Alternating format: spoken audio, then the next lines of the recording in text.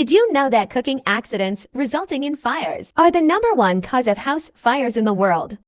These are some tips on how to handle a kitchen fire. The first and most important tip is that if you encounter a grease fire, do not use water under any circumstances, as it will only spread the fire.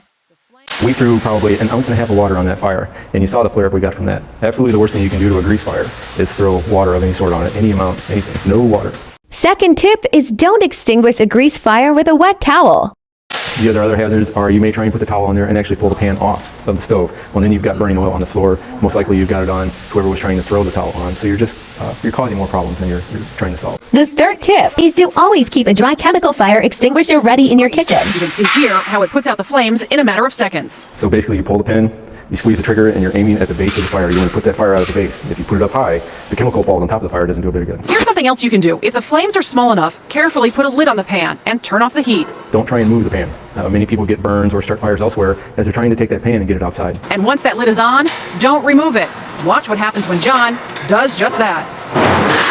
Even if you've turned that burner off, that pan is holding the heat, the oil is holding the heat, it's going to light again. If a grease fire is left alone, even for a few minutes, your whole kitchen can go up in flames.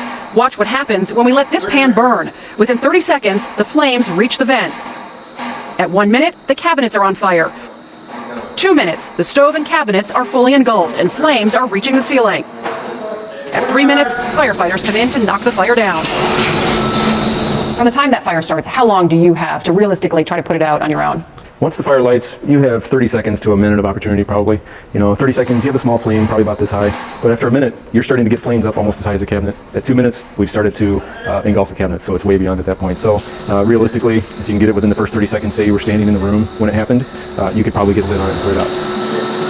And if you do have a fire in your home, in the kitchen, or anywhere in the home, make sure you call 911 before you really try to handle things on your own so it doesn't get out of control.